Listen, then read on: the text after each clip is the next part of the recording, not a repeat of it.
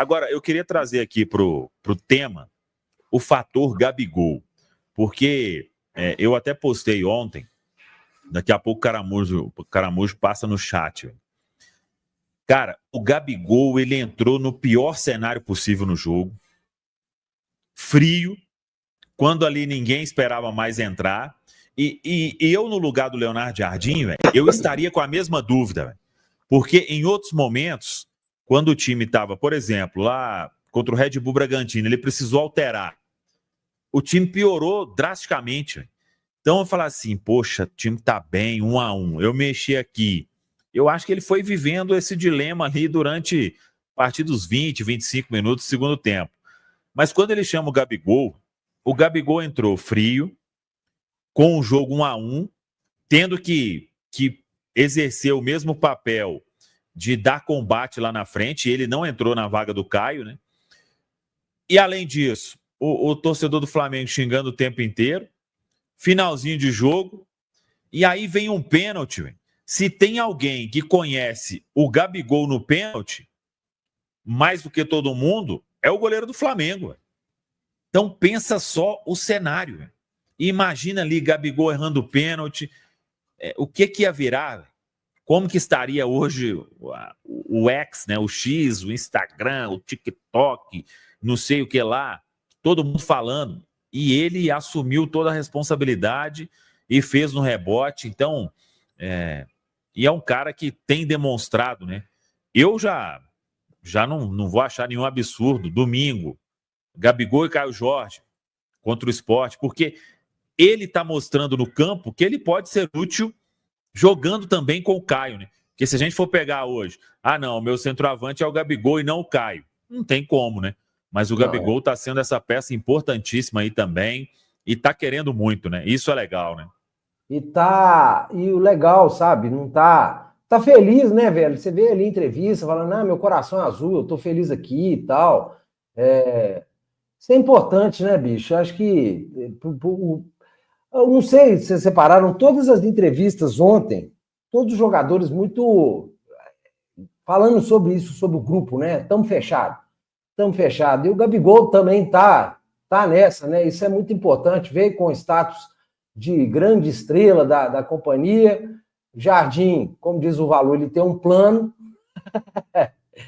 Está mostrando que o plano dele é bom, que vale a pena comprar essa ideia dele. Os jogadores compraram a ideia e a coisa fica mais fácil, né?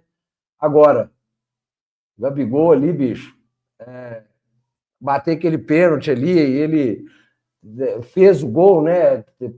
O meu amigo lá na academia estava zoando, né? Que foi golpe dele, ele fez de propósito, não ia falar que era mais um de pênalti. Frieza, viu, velho? Frieza, e o pão com manteiga nosso parou de cair para baixo, né, velho? Outros tempos, o goleiro ia espalmar, ele ia chutar, ia pegar no nariz do goleiro e ia subir, né? Pegou o rebote, fez o gol. E vontade também, né, gente? Do cara que saiu, bateu e já saiu louco também. E por 1/10 de segundo, o Rossi chegava na bola, né? Não, mas pô, teve explosão para chegar na frente ali e fazer o gol, né, cara?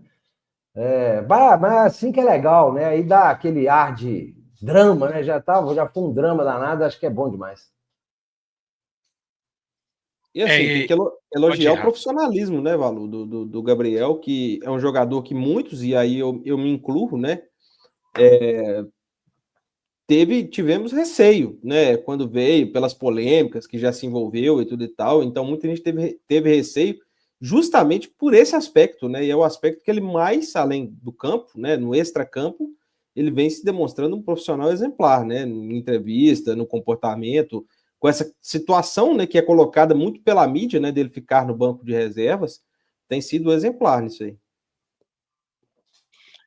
Eu acho que esse cara, ele tem algo diferente, assim, tá? Eu sei que pode parecer... uma vez vai, 2, 3, mas igual ele já fez tantas... Igual ele falou até... Ele falou de uma forma bem engraçada, né? Eu não sei se foi para a transmissão da Cazé TV, que ele brinca. Acho que... eu posso ser feio, posso não ser bom, mas tem alguma coisa diferente comigo, né?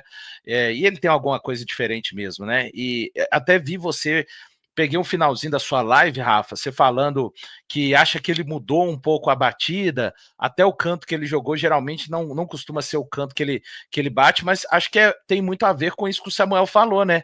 Porque afinal de contas ele estava encarando um cara ali que está acostumado a treinar contra ele durante um bom tempo. Então ele falou, pô, eu preciso de mudar aqui um pouco também essa cobrança, mas chamou totalmente. Eu não espero outra coisa do Gabigol, a não ser chamar responsabilidades, tá? Desde que ele veio para o Cruzeiro. Porque a carreira dele, ele é um cara de 28 anos, mas que já tem um bom tempo de carreira, e desde o início foi isso, né? Surge lá no Santos. Não é uma coisa simples você carregar um apelido de Gabigol. Ele não tem problema em se envolver com grandes responsabilidades, né? A carreira dele diz a respeito disso. E foi lá, cobrou, realmente tem uma estrela incrível, né? O Rossi defende, e a gente vê, né? Não sei se os amigos já viram um gol em câmera lenta. Dá uma agonia, né? Porque parece que a bola vai desviar na hora do rebote, no braço do Rossi, e não vai ir para o gol, né? Como tantas vezes não foi para o Cruzeiro. Então eu acho que é importante também você ter um cara desse no elenco. Não estou falando que o Gabigol é só o folclore, é só o predestinado, ele é isso também, mas está se mostrando. Acho o gol faz uma justiça ao Gabigol, ao que ele apresentou para mim contra o Palestino e o que ele apresentou também contra o Vila Nova de Goiás. Às vezes o futebol é assim, né? Resolveu pagar essa conta aí para ele, e o Jardim disse uma coisa legal, né? Ele não falou a respeito que o trabalho devolve, mas ele falou que o trabalho é uma coisa rentável, né? E o Gabigol, e ele falou também depois do jogo, né? Não está satisfeito no banco? Não está, claro que nenhum jogador, ele não chegou para o Cruzeiro para ser reserva, né? Mas ele vai trabalhar, tá fazendo a trilha do herói, né? A trilha do profissionalismo. Quer recuperar, quer ter oportunidades dentro do campo. E que ótimo, hein? Para nós cruzeirenses, agora a gente já tem uma discussão, né? Porque a gente não tinha nenhum time. Agora tem quem talvez prefira o Gabigol, tem quem prefira o Matheus Pereira, e o mais importante, né? O time continua funcionando. Lembrando que contra o Vila Nova não tinha o Matheus Pereira, e isso é muito importante. Repito, preferências não tem problema de serem discutidas, mas o fundamental sempre é o coletivo conseguindo entregar dentro do campo. E tendo noção, né, Valu? Não sendo um cara sem noção, como por exemplo, né? Você entra nas oportunidades que tem, não joga nada 3 jogos e reclama de ser reserva de um cara que está entregando, né?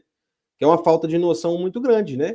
Então ele também tá vendo um cara que tá jogando lá de centroavante, que tá metendo gol todo jogo, tá com a confiança em cima e sendo elogiado no Brasil afora, né? Então ele demonstra ter noção nas coisas que ele faz também, né? Só a respeito dessa coisa do Gabigol com o Caio Jorge, eu acho ótimo, tá?